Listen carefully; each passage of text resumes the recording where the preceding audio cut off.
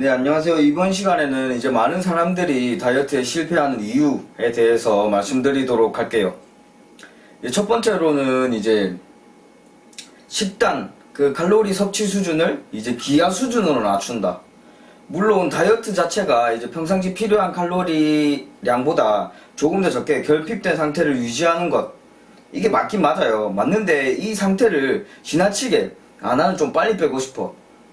다이어트를 한다 하면은 제대로 해야 되지 않겠어? 뭐 이런 식의 마인드를 가지고 이제 섭취량을 극도로 줄여버리는 거죠.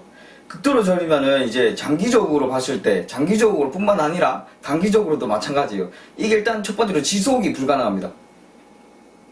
지속이 불가능한 것을 이제 넘어서서 두 번째로 안 좋은 점이 일단 신진대사를 굉장히 떨어뜨립니다. 그리고 몸을 어떤 상태에 적응시키냐면은 지금 기아 상태다. 지금 큰일 났다. 위급 상태다. 지금 이제 가장 가성비 좋은 지방들 최대한 아껴라.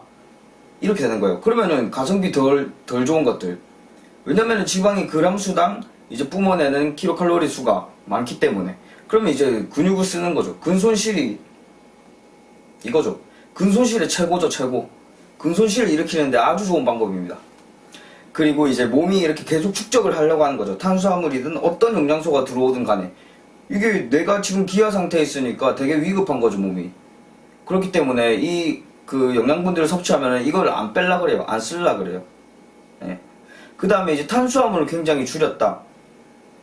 굉장히 줄이면 어떻게 되냐면 일단 초창기에는 바로 이제 효과가 보일 수가 있어요. 왜냐면은 간이나 근육에 이렇게 저장되어 있는 글리코겐들을 이렇게 소모시키고 그에 따라서 이제 수분도 어느 정도 빠지기 때문에. 근데 계속 이렇게 하다 보면은 이제 어느샌가 이렇게 체중이 안 줍니다. 이게 왜 그러냐면은 저탄수화물로 뺄 수 있는 그 양은 정해져 있기 때문에. 그러니까 근육에 있는 간에 있는 글리코겐들 쓰고 그로 인한 이제 수분은 다 빠졌기 때문에 그걸로 인한 체중 감소는 끝났기 때문에 그때부터가 진짜 다이어트인데 이거를 저탄수화물로만 계속 한다면 이거를 지속할 수가 없기 때문입니다. 두 번째로는 운동을 많이 하지 않는다 이겁니다. 생각보다 이제 나는 운동으로 빼기가 너무 싫어. 나는 식단으로 뺄래. 이래가지고 아까 방금 말했던 극단적인 식단, 칼로리 제한을 가져가게 되는 건데요. 운동하셔야 됩니다. 어쩔 수 없습니다. 운동을 하면서 이렇게 너는 이렇게 왜 이렇게 다이어트가 안 되지? 체중이 안 주네? 이런 경우가 있을 수가 있어요. 근데 그때는 이제 몸이 재구성되고 있다고 보면 돼요. 이제 근육은 늘어나고 있고 지방은 감소하고 있고 되게 좋은 발전으로 이루어지고 있는 거예요. 꼭 이렇게 체중계에 올라가가지고 몸무게 몇 킬로 빠졌네 이게 성과가 아니라 몸 자체의 구성 비율이 바뀌고 있는 거예요. 이게 굉장히 훨씬 더 좋습니다. 오히려 체중 빠지는 것보다 저는 그렇게 생각하거든요. 그러니까 몸을 이제 그 일상생활 패턴 내가 어떤 생활을 하느냐에 따라서 내 몸이 결정되는 거거든요. 예를 들어 제가 항상 누워있고 뭐 운동 안 하고 잠만 자고 먹을 거 다 먹고 햄버거 먹고 피자 먹고 하면 진짜 그런 몸이 돼요. 나태한 몸이 돼요. 뚱뚱하고 배 나오고 뭐 다리 굵고 이제 옷 안 맞고 이렇게 되는 거죠. 그런 몸이 되는 거고 내가 매일매일 운동을 하고 매일매일 클린한 음식을 먹고 좋은 영양분들 챙겨주고 하면은 그게 몸이 반응하는 거예요. 그런 몸이 만들어지는 거고. 그러니까 운동도 마찬가지고 운동을 계속하면은 이제 단백질 합성 수준도 높아지고 우리가 생각하기에 예쁜 몸, 아름다운 몸이다 라고 생각하기 위해 그런 몸을 만들기 위해 필요한 호르몬들 이런 것도 마찬가지로 잘 분비되는 것이고요. 이제 세 번째로는 이제 카디오를 하라는 겁니다. 저는 이런 질문 많이 받거든요. 이제 유산소 운동을 하시나요? 이런 질문 많이 받아요. 저는 안 하긴 해요, 사실. 안 하긴 하는데 이게 이제 카디오가 필요한 경우, 유산소 운동이 필요한 경우는 저 같은 경우는 필요가 없을 수도 있어요. 왜냐하면은 어느 정도 수준이 된 사람들, 어느 정도 낮은 체지방률을 갖고 있고 꽤 많은 근육량을 갖고 있는 사람의 경우 꼭 이제 유산소가 아니더라도 그 몸 상태의 그 구성 비율을 유지하고 이어갈 수가 있어요. 그렇지만 이미 체지방률이 너무 많은 상태에서는 그거를 웨이트만으로 그 유산소 운동, 카디오 운동 없이 그것을 그 단계까지 가려면은 굉장한 시간이 많이 걸린다는 거죠. 그 과정에서는 이제 또 동기부여도 매우 떨어질 수도 있고 여러모로 힘든 면이 있을 수가 있겠죠. 저도 사실 이렇게 해서 그 대학교 체대 입시 준비를 할 때 제 전공이 오래 달리기였습니다.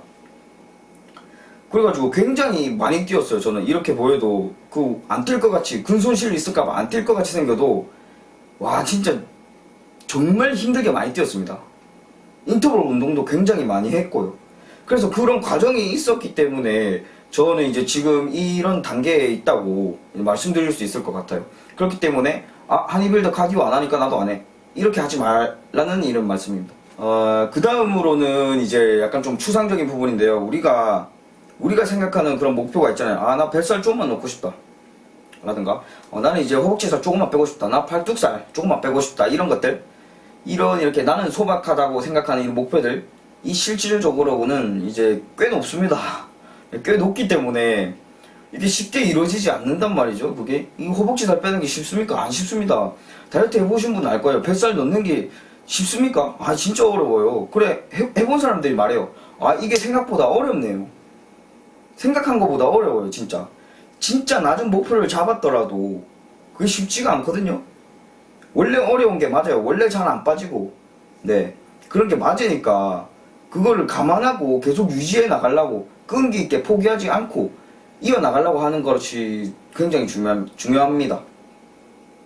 그 다음에 마지막으로는 이제 식단의 구성에 관해서 말씀드릴 건데, 이제 어떤 사람은 저탄수화물로 빼고 어떤 사람은 이제 저지방으로 빼고 뭐 이런 방법들이 있죠. 근데 이거는 진짜 해봐야 합니다. 사람마다 다릅니다. 왜냐면은 저 같은 경우에는 저는 해봤어요. 저는 저탄수화물이 맞아요.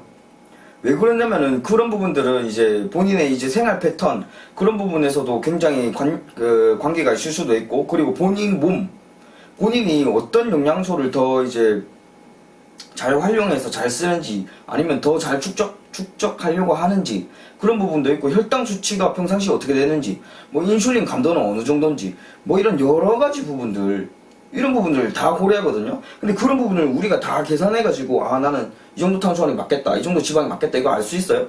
절대 몰라요. 직접 해봐야 돼요. 직접 해보고 해서 실패해보고 그 다음에 이렇게 수정해 나가고, 그래서 좀 더 좋은 방식을 찾으려고 해야 돼요. 처음부터 완벽하게 이상적인 방법으로 내가 해야지, 이거는 불가능하다고 보셔야 돼요. 그러면은 수십 명의 과학자들 깔아놓고 자기 몸을 분석하라고, 나는 어떤 몸인지, 어떤 영양분을 쓰는지, 어떤 영양분을 잘 활용하는지, 또 어떤 기준으로 어떤 상황에서 내가 이제 체지방 축적을 최대한 덜 하는지, 체지방 소모를 많이 하는지, 그런 것까지 다 분석해야 돼요. 그런 거 언제 분석하고 있을 겁니까? 시간이 너무 많이 걸린다는 거죠. 비용도 마찬가지고. 그리고 실질적으로 그렇게 결과가 나온다 하더라도 직접 해봤을 때 안 되면 어떡합니까? 그잖아요. 그러니까 다이어트의 핵심은 그냥 실천이고 건강하기고, 극단적이게 하지 말라고. 원래 어려운 거고, 그렇다는 것입니다. 근데 이제 원래 어려운 거 맞지만 대부분의 사람이 할 수 있는 거잖아요. 모두가 할 수 있는 거잖아요. 왜냐면 제가 했으니까, 저도 했으니까 당연히 지금 보고 계시는 이제 구독자분들도 충분히 가능하시다고 저는 생각합니다. 네, 오늘 여기까지 하겠습니다. 감사합니다.